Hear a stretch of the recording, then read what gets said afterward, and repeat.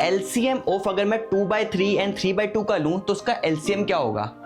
और अगर मैं एलसीएम √2 और √3 का लूं, क्या √2 और √3 का एलसीएम √6 होगा? Answer is incorrect. सो इस वीडियो में हम देखने वाले हैं कि एलसीएम ऑफ दो रैशनल नंबर का एलसीएम कैसे निकालते हैं, या दो इरेशनल नंबर हो जाए तो उनका एलसीएम निकलेगा या नहीं निकलेगा, और निकलेगा तो कैसे निकलेगा। अगर एक नंबर रैशनल है दूसरा नंबर इरेशनल है तो उनके एलसीएम या एचसीएफ अगर निकालना हो तो वो कैसे निकलेगा।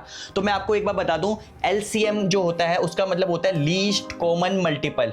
मतलब कि जैसे मैं 2 और 3 का एलसीएम अगर लूं, एलसीएम ऑफ 2 and 3, मतलब कि जो दोनों का मल्टीपल हो और जो सबसे छोटा हो। तो ऐसा नंबर है आपका 6।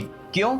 ऐसे तो मल्टीपल अगर देखे जाए तो मल्टीपल्स के इनफाइनाइट मिलेंगे, 2 और 3 के मल्टीपल 6, 12, 18, ऐसे तो बहुत सारे मल्टीपल मिलेंगे। बट मुझे लीस्ट वाला चाहिए तो लीस्ट मेरे को 6 मिलेगा, ये तो हमें पता है। हमें अब देखना है, अगर मान लो मुझे इस टाइप का दिया हो एलसीएम ऑफ 2/3 एंड 3/2, यहां पर दोनों के दोनों आपके रैशनल प्योर फॉर्म में है, रैशनल नंबर।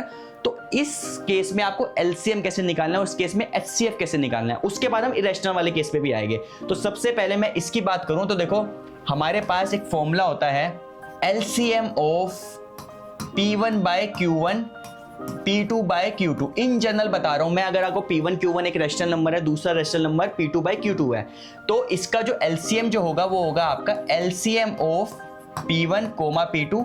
ऊपर वाले जो नंबर है ना उनका न्यूमरेटर का ले लो आप LCM, divided by HCF of Q1, Q2। नीचे वाले का एचसीएफ ले लो। सिंपल सा फॉर्मूला है। जैसे कि मान लो मुझे इसका निकालना है एलसीएम ऑफ 2, 3 एंड 3, तो उसका क्या होगा, यहाँ पे मैं लूंगा यहाँ पे एलसीएम ऑफ, ऊपर वाले का तो एलसीएम ले लो 2, 3 एंड नीचे वाले का आप एचसीएफ ले लो, एचसीएफ ऑफ 3, 2। ठीक है, तो यहाँ पे इन दोनों का एलसीएम कितना होगा, 2 और 3 का जो एलसीएम होगा वो आपका 6 होगा। ठीक है, और इनका एचसीएफ कितना होगा, 3 और 2। ऐसा फैक्टर जो दोनों को डिवाइड करे, जो हाईएस्ट, उससे 1 ही ऐसा नंबर है जो दोनों को डिवाइड कर रहा है, और जो सबसे बड़ा है तो यहाँ पे 1, तो इसका एलसीएम जो होगा वो आपका 6 आ जाएगा, इसका एलसीएम। ठीक है, तो ये तो हमने कर लिया। अगर आपके पास दो प्योर फॉर्म में रैशनल नंबर है तो आप उसका एलसीएम निकाल सकते हो इस फॉर्मूले से। अब आता है कि अगर आपके पास दोनों के दोनों इरेशनल नंबर आ जाए, कि मान लो कि आपको एलसीएम ऑफ √2 एंड √3 आ जाए, ठीक है, तो इसका एलसीएम क्या होगा? क्या इसका एलसीएम √6 होगा? जो मैंने बोला, इसका एलसीएम √6 नहीं होगा, इवन इसका एलसीएम डिफाइंड ही नहीं होगा।